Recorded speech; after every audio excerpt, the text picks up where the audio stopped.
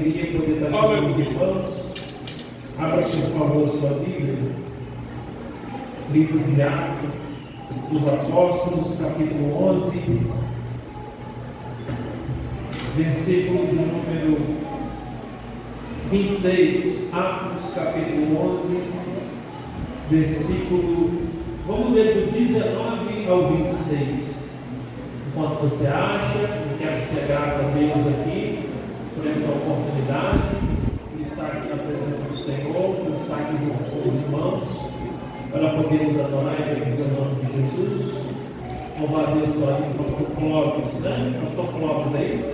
Deus abençoe o Senhor. Obrigado, tá? Pela confiança, pela oportunidade.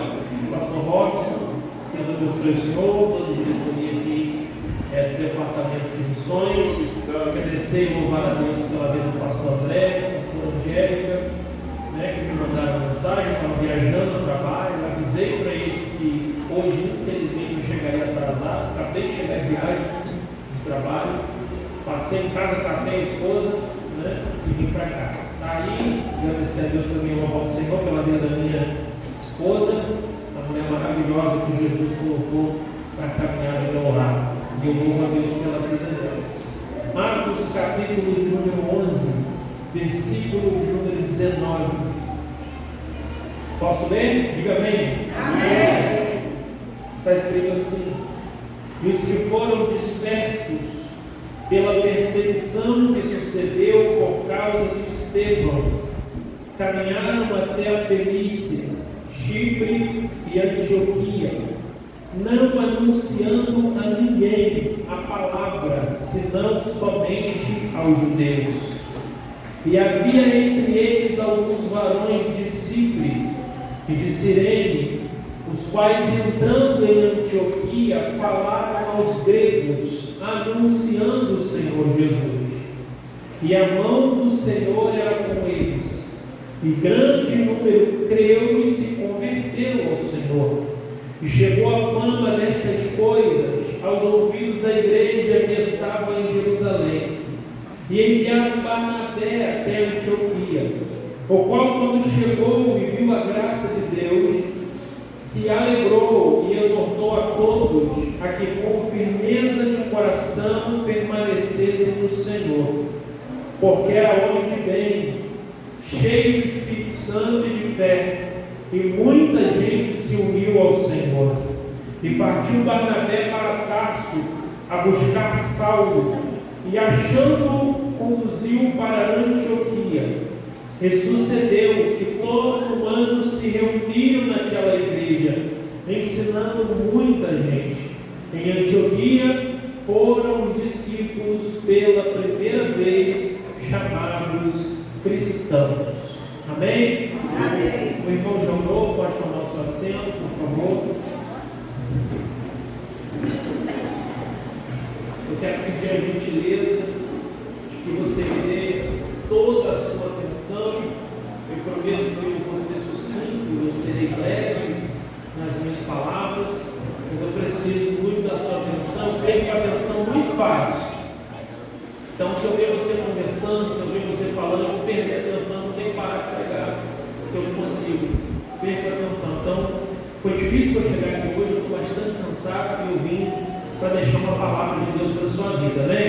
Amém. Queridos, eu não sei se esse texto é muito conhecido para você. Ele é um texto bastante familiar para mim. É difícil, é quase impossível a gente falar de missões e não citar nenhuma passagem em Atos dos Apóstolos, porque Atos dos Apóstolos é o livro de missões, é o início da igreja. Mas antes da gente entrar no texto, eu quero que você entenda que depois de ser morto, ressurreto, Jesus apareceu aos seus discípulos. Jesus sabe que é a última vez em vida que ele está vendo as pessoas que ele passou mais tempo nos seus últimos 3 anos de vida. Jesus tem certeza que é a última vez que ele vai encontrar com aqueles homens antes de ser assunto aos céus. E eu te pergunto, o que você diria para alguém que você ama, para alguém que você tem afinidade, se você soubesse se você soubesse que aquela é a sua última oportunidade de encontrar com aquela pessoa, com toda certeza, tanto eu quanto você escolheria o melhor para se falar. Talvez alguns pediriam perdão, talvez outros dariam um abraço, talvez alguém de nós derramaria uma lágrima. É a última vez que nós vamos ver, nós sabemos disso. Então, o fato é que no momento que nós sabemos que é a última vez que nós vamos ver aquela pessoa, nós nos preparamos para dizer aquilo que é mais importante para nós. Nós nos preparamos para dizer aquilo que tem mais valor para nós. Em Marcos capítulo 15, é a última vez que Jesus vai ver os discípulos antes de ser assunto aos céus. E Jesus não vai se declarar para eles, porque Jesus fez isso durante 3 anos. Jesus não vai pedir perdão por nada, porque Jesus não errou com ninguém. A coisa mais importante que Jesus vai deixar para falar para eles, na última vez que eles se encontram, é delegar aos discípulos uma missão. Jesus vai olhar para eles e vai dizer: eu estou indo embora, mas vocês vão continuar a obra que eu comecei. Ide por todo mundo, pregai o evangelho a toda criatura. Aquele que crê e for salvo será batizado, aquele que não crê já está condenado. E estes sinais seguirão aqueles que crerem. No meu nome expulsarão os demônios, curarão os enfermos, pegarão em serpentes, e se beberem alguma coisa mortífera, não lhes fará dano algum. Essas são as palavras de Jesus, as últimas palavras de Jesus para os seus discípulos. Jesus está entregando a eles uma missão, porque toda missão é delegada. Não dá para sair da minha cabeça: eu decidi que fazer missão e vou. Não, irmãos. Toda missão é delegada, é entregue por alguém. Olha os nossos departamentos militares no Brasil: a Polícia Militar, a Marinha do Brasil, o Exército, a Aeronáutica. Imagina se um soldado olhar: eu vou ali e vou fazer o que vai me dar na telha. Não! Toda missão é delegada. Alguém entrega uma missão, alguém dá uma missão. Aleluia! Então toda missão tem que estar debaixo da bênção de um líder. Toda missão tem que estar debaixo da bênção de uma liderança. Senão não é missão. Jesus entrega uma missão aos seus liderados. E quando Jesus entrega essa missão, Ele dá um roteiro para essa missão. Porque toda missão tem um roteiro, toda missão tem um percurso. E qual é o roteiro que Jesus vai dar para a missão que Ele entregou aos discípulos, que é pregar o Evangelho, anunciar as boas novas? Ele disse: por onde nós vamos começar, Senhor? Jesus disse: vocês vão começar primeiro em Jerusalém, depois vocês vão para a Judéia, depois para a Galileia e até os confins da terra. Vamos pensar com a geografia da época. Jerusalém era uma cidade com menos de 50 mil habitantes, era uma cidade pequena. Sabe o que Jesus está dizendo para os discípulos? Antes de ir para a Galileia, antes de ir para a Judéia, antes de ir para os confins da terra, antes de querer ir para a África, antes de querer ir para, aleluia, para o Oriente Médio, antes de querer ir para a Europa, antes de querer, aleluia, para Cuba e para a Venezuela, pregue em Jerusalém. Aleluia. O que Jesus está dizendo? Antes de vocês saírem de Jerusalém, olha como é que está a sua casa. Você já pregou para todo mundo lá? Olha como é que está a tua esposa, o teu esposo, os teus filhos, aleluia, a tia, a mãe, o pai. O dia que você olhar para o membro da tua família e dizer: não tem mais para quem pregar na minha família, aí você está começando a ficar pronto para sair de Jerusalém. Mas valorize, aleluia, a tua casa primeiro. Deus não está mostrando essa palavra, é culto de missões e eu vim pregar, eu não vim te agradar. Aleluia. Você quer fazer missões? Começa pela tua casa, começa pela tua família. Porque tem um monte de gente que acha que fazer a obra de Deus é vir para o culto, que fazer a obra de Deus é só botar a camisa do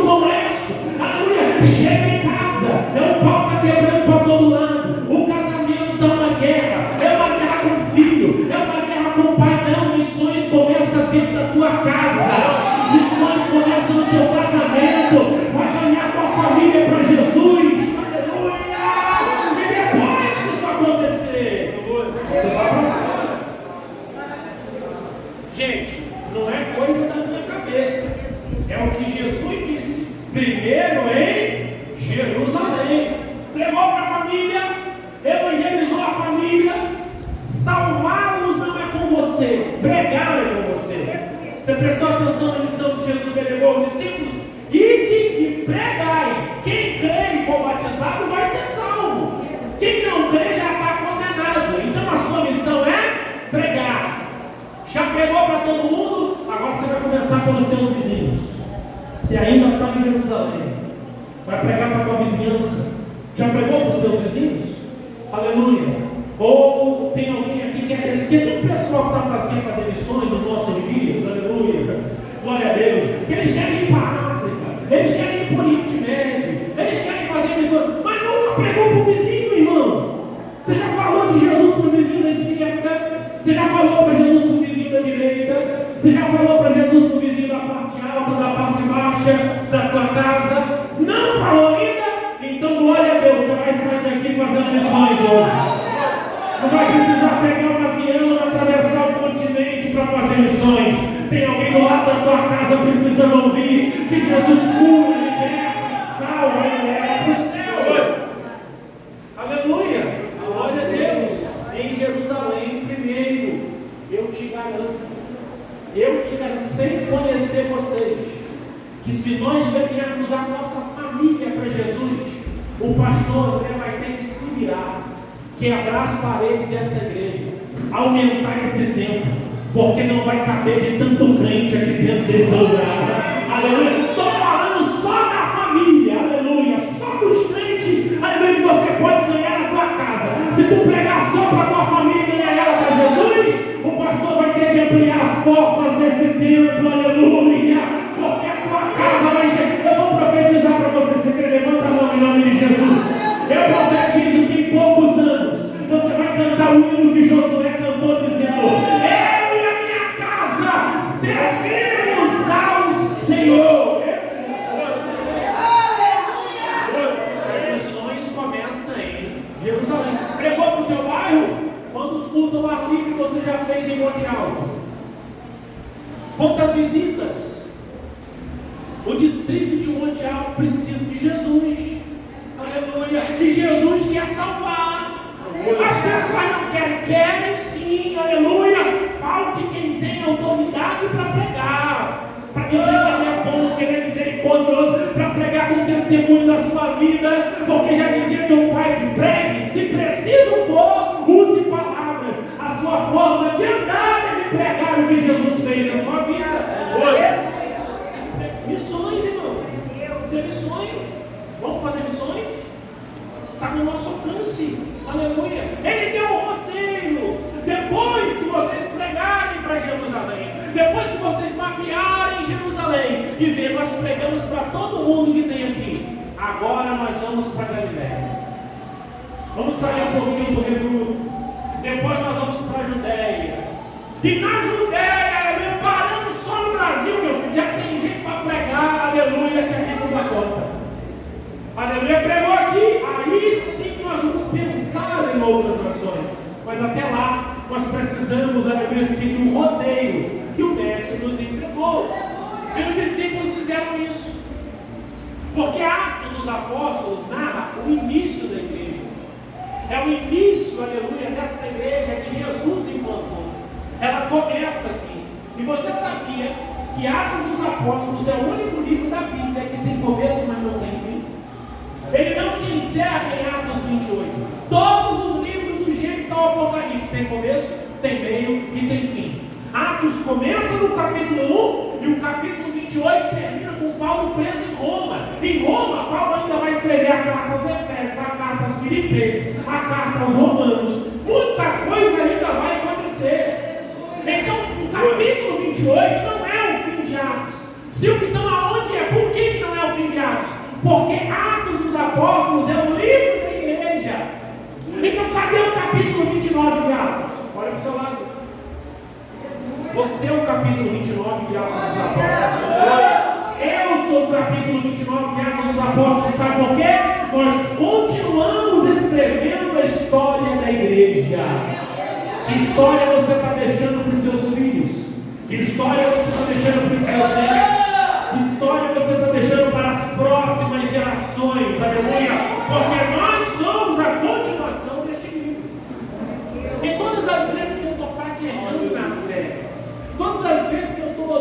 eu estou esmorecendo, que eu estou ficando frio, estou ficando gelado, estou ficando crente mais ou menos, eu corro para a oração e para a leitura de Atos dos Apóstolos.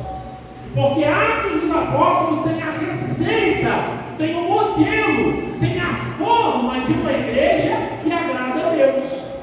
Aleluia! E como é que essa igreja começa? Vamos lá? Vamos aprender um pouquinho com a igreja missionária, capítulo de número 1. Ele narra, Lucas narra, a ascensão de Jesus ao céu. Jesus está indo embora, está subindo para a glória. Os discípulos estão olhando para o alto, atônito, aleluia. E sem eles falarem nada, Jesus entendeu o pavor do coração deles. Apareceram dois varões e disseram, varões galileus, por que vocês estão atônitos, assustados, olhando para o alto? Da mesma forma que ele está indo, um dia ele há de vir para buscar vocês. A promessa que sustenta a igreja de pé não é o carro do ano, não é a chave da casa, não é da porta do emprego, não é o casamento, aleluia. O que nos sustenta de pé na palavra, na presença, na rotina de culto, na casa do Senhor, é a promessa de que a qualquer momento ele vai voltar para nos buscar. Vocês sabem que Judas traiu Jesus. E os discípulos falaram: a gente não pode começar com 11, tem que começar com 12. E aí tem que achar alguém para colocar no lugar de Judas. Se fosse hoje, aleluia, eu acho que eles iam para o Instagram. Vamos ver quem tem mais seguidor para a gente botar no lugar de Judas. Aleluia. Eu acho que eles iam olhar pela conta bancária. Vamos ver quem tem mais dinheiro. Aleluia. Eu acho que eles iam olhar pela importância social, pelo cargo, né? Que ele ocupa, mas não. Sabe qual foi o primeiro critério para escolher alguém para colocar no lugar de Judas? Está escrito. Olha lá, Atos capítulo 1. Eles disseram: tem que ser alguém que andou com Jesus junto com a gente. Aleluia! Para colocar e substituir Judas e ser discípulo, aleluia, tem que ser alguém que conheceu ele face a face. Tem que ser alguém que teve experiência com ele quando ele estava aqui. Quem eles escolheram? Matias e José. Aí eles falaram assim: vamos orar. Segundo critério, para escolher alguém para andar junto na obra. Vamos orar. Por quê? O motivo está escrito. Porque só Deus conhece os corações. Se você orasse mais para fazer amizade, você ia se decepcionar menos. Se você orasse mais, aleluia, jovem, presta atenção, para se relacionar, você se decepcionaria menos. Aleluia. Agora eu vou falar especificamente para o departamento de missões. Ore a Deus, para que Deus coloque a pessoa certa para caminhar do seu lado na obra. Ore a Deus, para que Deus coloque a pessoa certa, aleluia, para ir evangelizar com você, aleluia, para ir fazer visita com você. Eu tenho apenas 31 anos de idade, eu sou um menino no Evangelho, eu sou um garoto, tem pastores aqui que tem idade para ser meu pai, que sabe meu avô, aleluia, glória a Deus. E eu sempre entendi desde o início da minha caminhada, eu nunca fiz amizade com um garoto na obra. Meus amigos sempre eram pastores, com 40, 50 anos de casado, homens que tinham 70 anos de ministério. Sabe por quê?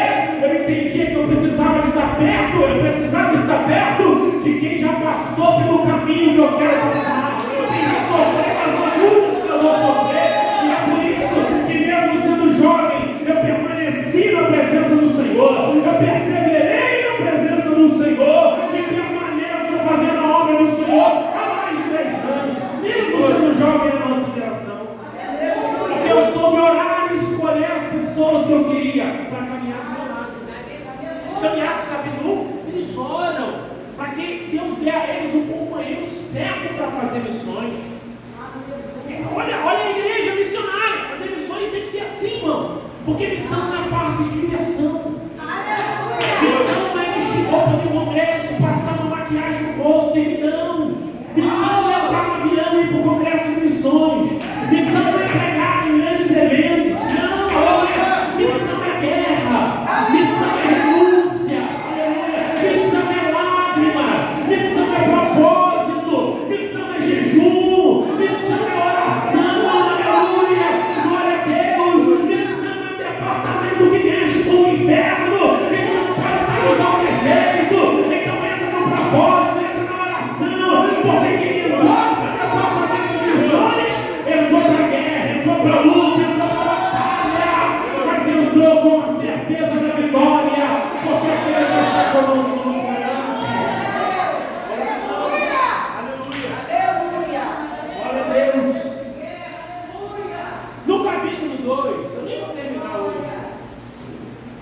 capítulo 2, olha o que essa igreja, antes de sair pregando, ela está onde? Esperando. Porque foi outra ordem que Jesus disse: vocês vão por todo mundo pregar o evangelho, mas antes disso, fica em Jerusalém, até que do alto sejais revestidos de poder. Você quer fazer missão? Levando a vida meia boca com Deus, irmão? Não vai não, que tu vai perder a guerra.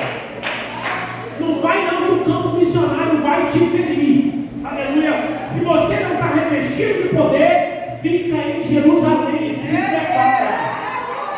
Jesus disse: vocês vão pregar em todo mundo, vocês vão ir por Jerusalém, pela Galileia, pela Judeia e até os confins da terra. Mas antes disso, fique em Jerusalém, até que do alto sejais revestidos de poder. E quando é que isso acontece? Atos capítulo 2. Estavam todos reunidos no mesmo propósito. Aí Lucas narrando, ele diz assim, de repente, ouviu-se um som como de um vento veemente e impetuoso que encheu toda a casa. E foram vistas sobre eles línguas repartidas como que de fogo.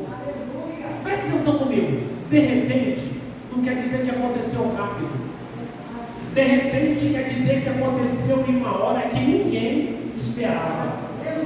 De repente é surpresa. Aleluia. Jesus disse para eles: fica lá até segunda, até domingo, fica até ser revestido de poder. Aleluia. Você já é batizado com o Espírito Santo? Aleluia. Você já fala em línguas? Aleluia. Tem algum dom espiritual? Tem ou não? Por que não tem? Aleluia. Se a promessa é dela para todo mundo. Joel 2:28, aleluia. Nos últimos dias eu derramarei do meu espírito sobre toda a carne. Os velhos ou previsões, os jovens terão sonhos. Todo mundo vai ser usado, não vai ficar ninguém de fora. Aleluia. Mas tem que buscar. Você vai buscando a Deus, minha filha. Você vai buscando a Deus, meu filho. Aleluia. Você precisa presenciar os milagres, os sinais. Ele ama aqueles que creem. Mas tem uma vida de oração, tem uma vida de música. Estão em Jerusalém.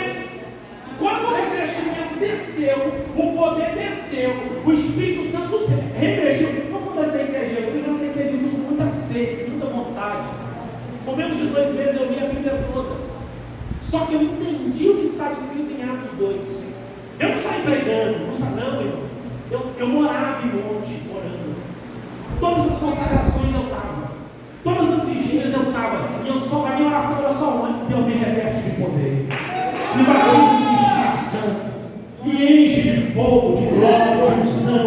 Com 3 meses de crente, antes de descer as águas, Jesus me batizou com o Espírito Santo. Aleluia! Aí, meu filho, aleluia, olharam para mim e disseram: é muito louco o evangelho, não vai durar muito. Tem 10 anos que eu estou dizendo que Jesus cura, salva e liberta. Aleluia! O inimigo tentou te parar, tentou e tenta todo dia. E não parou por quê? Porque eu fui revestido de poder.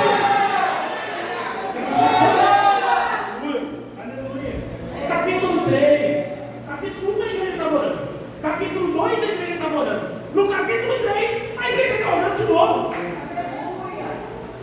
Pedro e João estão indo 3 horas da tarde por tempo, fazer o quê? Orar. Aí quando eles estão chegando lá na oração, ele nem tinha chegado, porque quem tem uma vida de oração não vai encontrar com Jesus no templo. Quem tem uma vida de oração vai com Jesus para o templo. Para o templo orar. Quando ele chegar na porta do templo, estava o paralítico, que era posto desde a nascença, acostumado a pegar a esmola. Quando estenderam a mão, Pedro e João olharam para ele e falaram: hoje a gente está assim, está ruim, está sendo afastado. Ele não tem nada. Aleluia. Mas e aí, João? Vamos dar para ele o que a gente tem. Ele pediu moeda, a gente não tem, vamos dar o que nós temos. Em nome de Jesus Cristo, nem tinha entrado no templo ainda. Em nome de Jesus Cristo Nazareno, levanta e anda. Ele levantou pulando e saltando, entrou no templo e falou: você é essa, aleluia. Ele vai falar com os homens que estão chegando lá fora. Eles estenderam a mão para mim e falaram o nome de Jesus. E eu saí de lá. Eles estão orando. Capítulo 4, aleluia. Definição de comunhão. A Bíblia diz que eles não diziam que ninguém tinha nada. Porque tudo que eles tinham em comum. Se alguém tinha uma fazenda, não dizia minha fazenda, dizia, não, eu vou vender e vou repartir comigo com você. Comunhão não dá para ir para o campo missionário sem entender o que é comunhão. Isso gente vaidosa. Não, é porque é meu. Não, porque não. É que vem pedir um carro a Deus, eu quero um carro. Agora meu irmão na chuva, não dá um carro no meu irmão. Eu vou soltar uma palavra aqui. Tu vai ter que receber. Jesus te deu um carro. A próxima vez que deixar o irmão na chuva, a pé, tu vai ficar sem carro. Jesus vai pegar teu carro de volta, sabe por quê? Nada do que ele te deu é para sustentar teu ego, tua vaidade. Coloca aquele dinheiro para fazer a obra de Deus. Coloca o carro que ele te deu para fazer a obra de Deus. Coloca os bens que ele te deu para fazer a obra de Deus, irmão. Aleluia! Meu Deus, eu quero um carro, estou noivo, estava noivo na época. Eu quero um carro, Zé, eu quero casar, eu tenho que fazer a obra, eu quero um carro. Aí um dia sem pedir, o patrão ligou, falou, menino, você tem um carro? Eu falei, tenho não. Ele, então eu vou te dar um carro. Ele é maçom, ele crente é. Aleluia. Aí eu falei, se você essa piada, ele falou, escolhe um carro aí. Até uns 60 mil eu vou te dar. Eu falei, não, isso aí é testemunho dos outros, não vai acontecer comigo. E aí eu não procurei não. Aí depois do tempo ele me ligou de novo, pô, rapaz, achou o carro. Aí ele me xingou, tá tudo quanto é nome. Aí ele falou, você não quer o carro? Eu falei, não, eu quero o carro. Aí então vai escolher o carro. Aí ele escolheu o carro, irmão, aleluia. Mandei para ele o carro. Ele falou, esse aí é? Quanto que é? Eu falei, ele falou 60 mil, é 60 mil. Aleluia. Glória a Deus. Aí ele falou, manda o Pix. Eu nem acreditei. Fez o Pix para mim de 60 mil. Eu fui lá, aleluia. Paguei o carro, irmão. Quando eu paguei o carro, na época eu morava em Búzios. A minha esposa, que é minha noiva, que era minha noiva, morava em São Pedro. Eu pegava uma van, lá da Rasa, 1 hora para o centro de Búzios, aí mais 1 hora, aleluia, para Cabo Frio, aí de Cabo Frio para São Pedro, era muito amor, né? Eu estava muito apaixonado, aleluia. E era isso, 2 horas e meia, 3 horas e meia para chegar lá na casa dela, e quando ia fazer a obra, ia fazer de ônibus, aleluia. O dia que Jesus me deu um carro, meu filho, aleluia, eu passava no ponto de ônibus e saía catando todo mundo. Vai para onde? Vou para Cabo Frio, vamos embora. Quando viajar todo mundo, aleluia, porque o que Jesus me deu de graça, eu vou dar de graça. Aleluia, não quer nada, você só vai ouvir um louvor, vai ouvir uma pregação que eu vou pregar para tudo aqui lá. Aleluia, e saía dando carona para todo mundo, e até hoje é assim. Quando eu estou com ela, eu evito por segurança, mas quando eu estou sozinho, eu saio, para no ponto, está indo para onde, irmão? Estou indo para lá. Por quê? Porque eu sei que o que Jesus me deu é para glorificar o nome dele.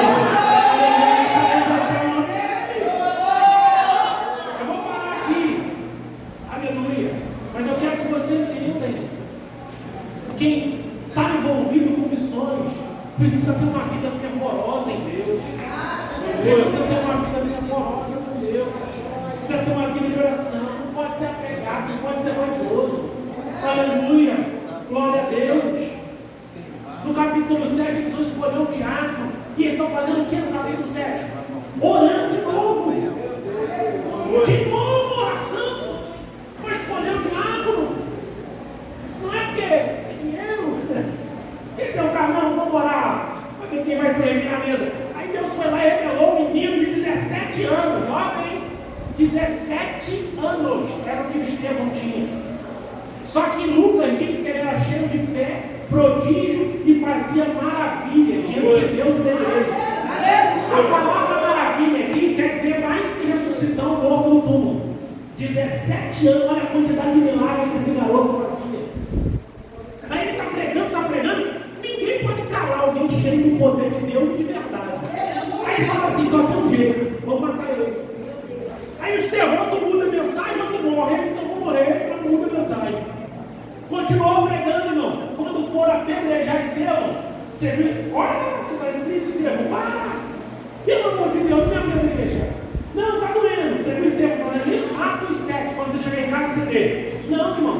A Bíblia diz que quando eles apedrejavam Estevão, o garoto olhou para o céu e viu o céu aberto. Jesus em pé à direita de Deus, como quem diz, o que ele quer não pode vir. Aleluia. E Estevão subiu para a glória. No outro dia, se fosse hoje, a gente ia botar cartaz em Monte Alto. Injustiça por Estevão. Mataram Estevão. Que covardia fizeram com Estevão? Que nada. No capítulo 8, no outro dia, Filipe entrou em Samaria para pregar. como se nada tivesse acontecido, porque como Paulo disse, morrer para essa igreja era grande, aleluia. Quando vieram a luta, eles queriam, aleluia, falar de Jesus até o último fôlego da vida. Negou, morreu. No capítulo 8, tem um mágico em Samaria fazendo milagre, botando paralítico para andar, cego para ver, mundo para falar, mágico. Aí vem Filipe em Samaria, né, pregando, Jesus salva, cura, liberta, fazendo milagre também, botando paralítico para andar, cego para ver, o mundo para falar. Qual era a diferença da mágica de Simão para o evangelho de Filipe? É que o milagre que Filipe fazia vinha carregado da pregação da palavra. O que tem de gente sendo enganado hoje por mágico, aleluia, é muito milagre, mas não tem palavra, é mágico. É revelação do CPF, aleluia, por que isso vai te edificar? Aleluia, revelação do chassi do carro, para quê? Aleluia, pregue a palavra. Milagre sem palavra, aleluia, é mágica, é coisa de Simão. Agora, se tem milagre, tem pregação, é evangelho, é manifestação do poder de Deus. Foi tão forte, que até o mágico aceitou Jesus. E Filipe, com uma ponta na outra, um homem só, ganhou a cidade toda para Jesus. Imagina alguém igual Filipe no Monte Alto, aleluia. Entra numa ponta pregando, o paralítico vai andando, o cego vai vendo, o mundo vai falando. Quando sair antes de chegar lá em Figueira, o Monte Alto todo já aceitou Jesus, aleluia. E está glorificando o nome do Senhor. Amém? Vamos parar aqui. Mas missões é isso. Missões é isso. Tá? Missões é isso. Se você puder, faça uma faculdade, vai estudar, se dedique. Se tiver como, trabalhe muito, construa uma vida financeira legal, para você poder servir a Deus de forma melhor. Mas missões é isso aqui. Leia Atos dos Apóstolos. Você tem lá um catálogo, um caminho de como ser um missionário de sucesso na presença do Senhor. Amém? Amém. Deus te abençoe em nome de Jesus.